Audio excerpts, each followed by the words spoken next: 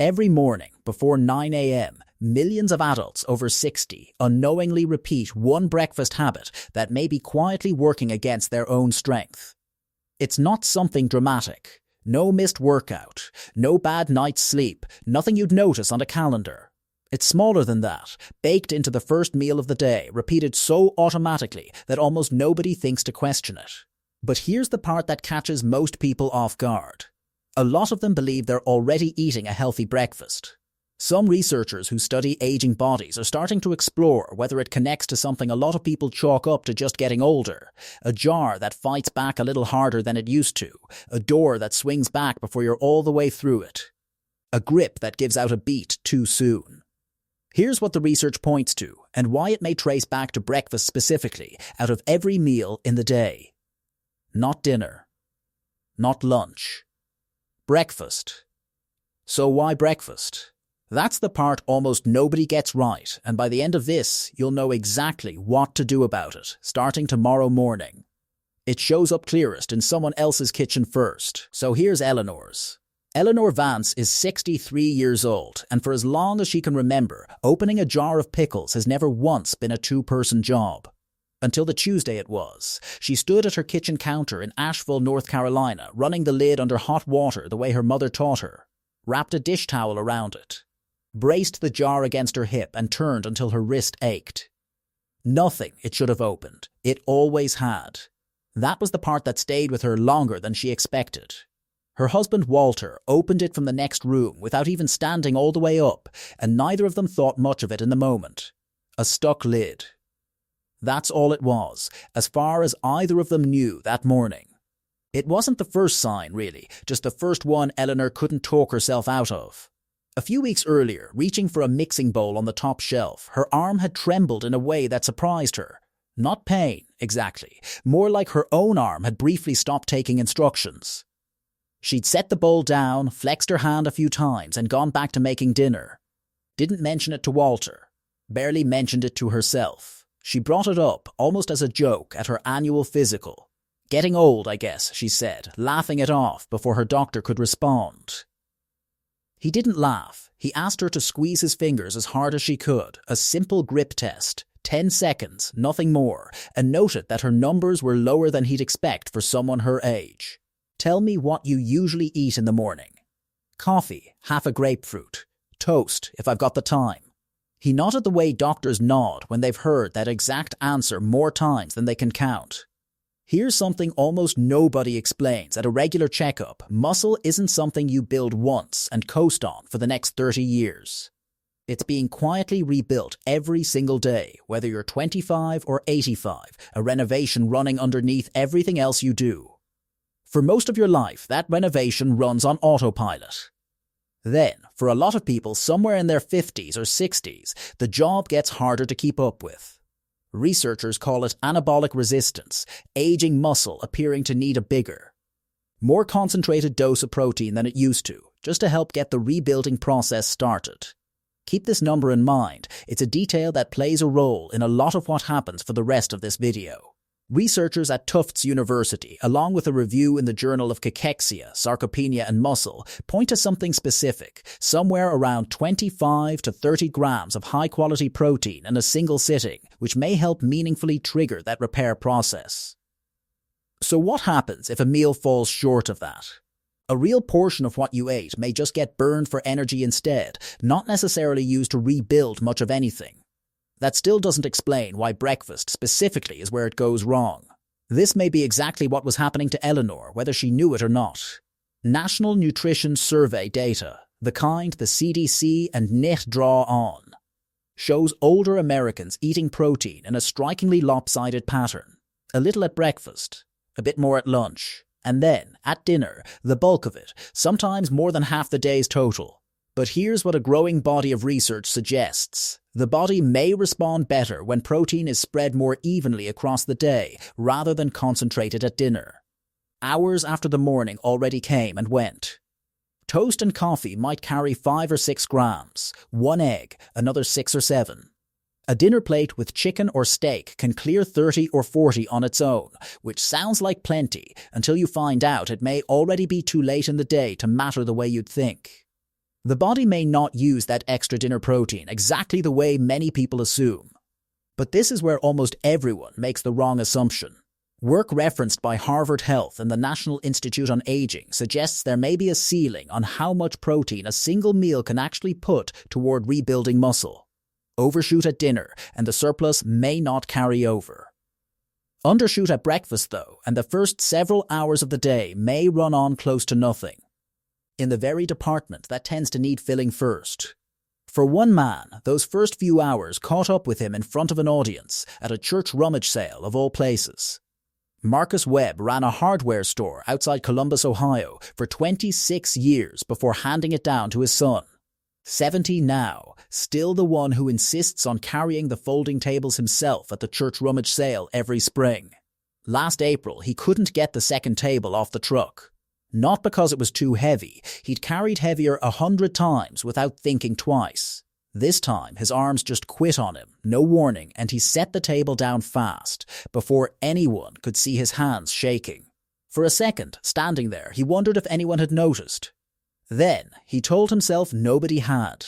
Somebody did see. His son-in-law, David, unloading chairs a few feet away, didn't say a word.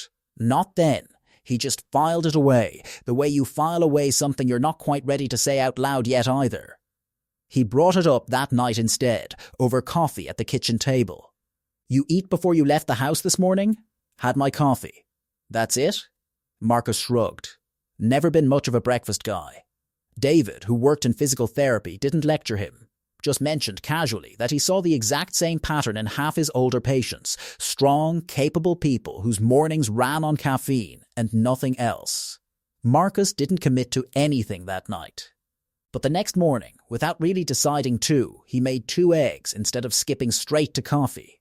Kept doing it most mornings after, partly out of stubbornness. By the fall rummage sale, he carried all 6 folding tables himself, 2 at a time, and didn't stop to catch his breath once.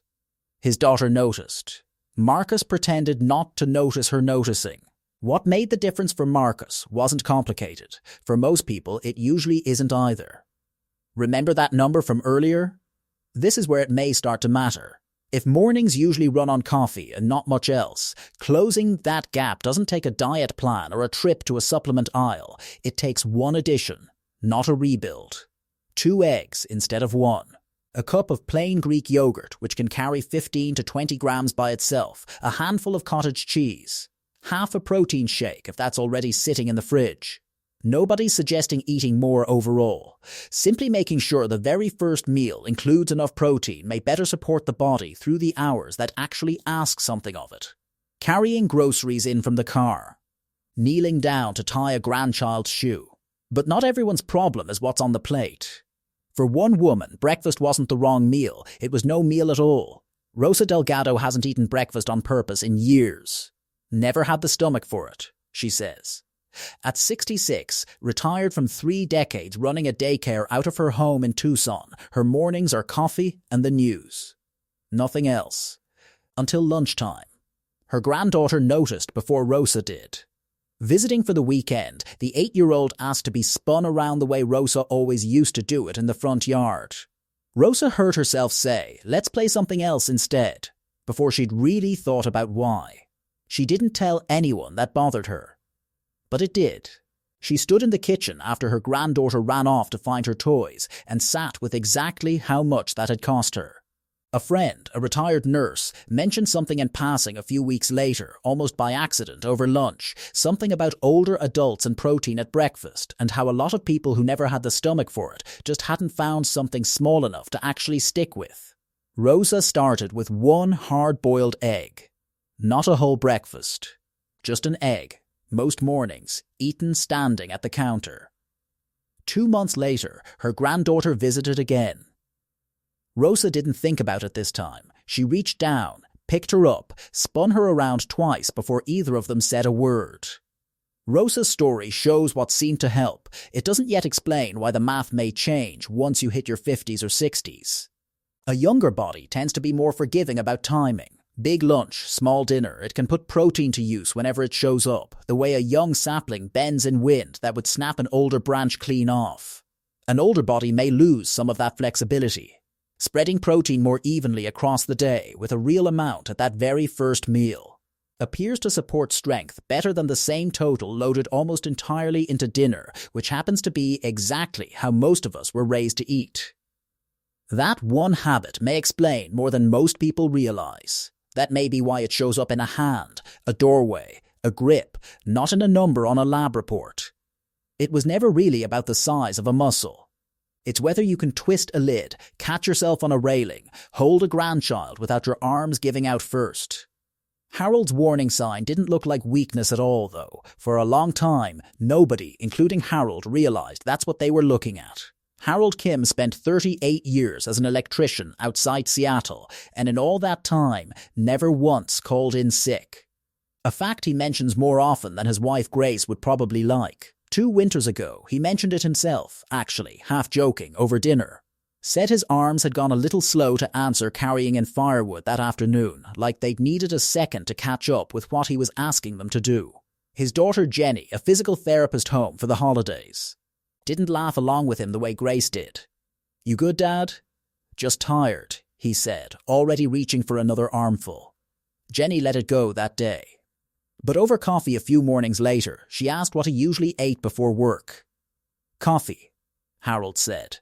"Maybe toast, if Grace makes it." She didn't push, just started leaving a container of boiled eggs in the fridge whenever she visited. No explanation attached, and told him to try one on his way out the door. He did, mostly to humor her. By spring, hauling firewood again, he didn't need to stop and catch his breath. Grace noticed before he did. Harold just shrugged and reached for another log. Not everyone gets caught skipping breakfast, though. Some people get caught eating what they'd swear, under oath, was a healthy one. And that's the version almost nobody sees coming. Not every problem breakfast looks unhealthy. Some of the worst offenders look responsible sitting right there on the counter. Fruit smoothies, oatmeal made with water, a bagel with a thin scrape of cream cheese because that felt like the disciplined amount. Cereal boxes practically vouching for their own heart healthiness. All of it can look like the right choice while potentially leaving muscle underfed in exactly the area that matters most. That was true for almost everyone in this video, at least at first. None of these foods are bad for you, exactly. That's not the mistake. Something else was happening underneath. They were built around an older set of health priorities: lower fat, lower cholesterol. From decades before most nutrition scientists were talking seriously about sarcopenia, the age-related loss of muscle mass and strength. That's part of why it's so easy to miss early. It doesn't show up as a diagnosis. It shows up as small, explainable things. A stuck jar, a stubborn door, an arm that gives out a beat too soon. Maybe one of those breakfasts is sitting in your own kitchen right now. So what do you actually do with this tomorrow morning? The adjustment is smaller than most people expect. Coffee was never the problem in any of these stories. It's what didn't come with it. Picture your own plate with one small addition. An extra egg, a cup of yogurt, nothing else about your morning rearranged. That's the whole shift, not a new routine. One addition to the old one. There's one exception worth naming, honestly. If you manage a condition like kidney disease, where a doctor already tracks your protein carefully, this genuinely isn't one size fits all. That's a real conversation to have with them first, not something to change on your own. For most people, though, this was never about eating more overall. It's about moving some of what you're already eating earlier into the morning, so your body has something to draw on through the hours that actually ask something of it. The same hours that caught up with Eleanor and Marcus and Harold before any of them saw it coming. If you're watching this for a parent instead of for yourself, this is a conversation worth having with them tonight, not someday. And if your own appetite genuinely doesn't show up early, that's real too. Even a small, protein-forward snack seems to help more than an empty stomach and a second cup of coffee. Eleanor still keeps a jar of pickles in the fridge door. Same brand she's bought for 20 years. A few months back, opening it had quietly become something she handed off to Walter without making a thing of it. Last Sunday, without thinking, she opened it herself. One twist, lid off, back to making sandwiches before she even registered what had happened. Nothing else in her routine changed. Same walks, same crossword. Just an extra egg most mornings, and a cup of yogurt some days when she remembers. If there's one thing worth trying tomorrow, it's that. Not a program. not an overhaul. One plate, slightly different than yesterday's. If any of these mornings sounded like your own, a stuck jar, a tired arm, a door that pushes back harder than it should, tell me which one down in the comments. Subscribing just means you'll be here when the next one's ready. Nothing more complicated than that. Independence was never about needing nobody. It's about choosing, on your own terms, when you ask for help and when you don't have to. Before your feet even touch the floor tomorrow morning, there's another conversation waiting in most families. One that has nothing to do with breakfast, or protein, or any of the stories you just watched. It's the conversation adults over 60 and their grown children both mean to have and somehow keep putting off. Not because it's complicated, because it's hard to know how to start. Next time, we're sitting in on that conversation, the one so many families wish had happened sooner. That's next, the one conversation every adult over 60 wishes happened sooner.